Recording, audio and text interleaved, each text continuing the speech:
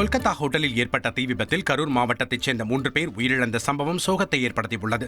சுற்றுலாவிற்காக சென்ற வியாபாரி பிரபுவின் குடும்பத்தினர் கொல்கத்தா தீ விபத்தில் சிக்கியதாகவும், பிரபு மற்றும் அவரது மனைவி மதுமிதா இருவரும் உயிர் தப்பிய நிலையில் குழந்தைகள் தியா, ரிதன், பிரபுவின் தந்தை முத்துகிருஷ்ணன் ஆகிய மூவரும் உயிரிழந்து விட்டனர்.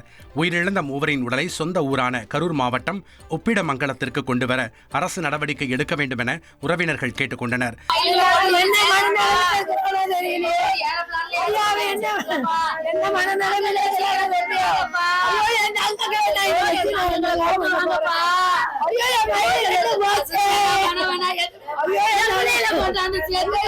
அப்ப நைட் எனக்கு 1 மணிக்கு ஃபோன் பண்ணாங்க.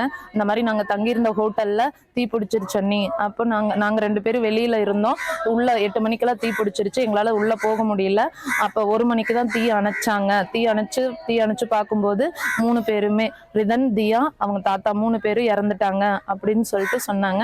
அதனால அவங்க 3 பேர்த்தையும் எவ்வளோ சீக்கிரம் எங்க கரூருக்கு கொண்டுட்டு வர முடியுமோ அதுக்கு அரசு எங்களுக்கு உதவி செய்யுமாறு தாழ்மையா கேட்டுக்கொள்கிறோம். இதனிடையே ஆறுதல் கூற வந்த கரூர் கோட்டாட்சியர் முகமது ஃபைசல், வட்டாட்சியர் குமரேசன் ஆகியோரிடம் உறவினர்கள் கண்ணீர் மல்க கோரிக்கை வைத்தனர்.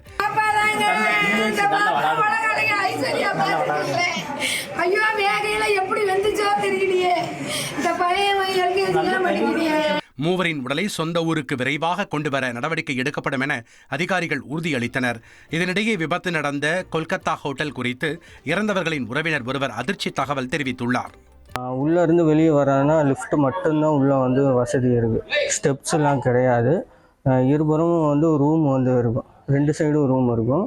அதனால வெளியே வர்றதுனா ரொம்ப கஷ்டம். உள்ளே போயிட்டோம்னா வெளியே வர்றது ரொம்ப கடினம். செய்திகளை உடனுக்குடன் தெரிந்து கொள்ள உடனே சப்ஸ்கிரைப் பண்ணுங்க.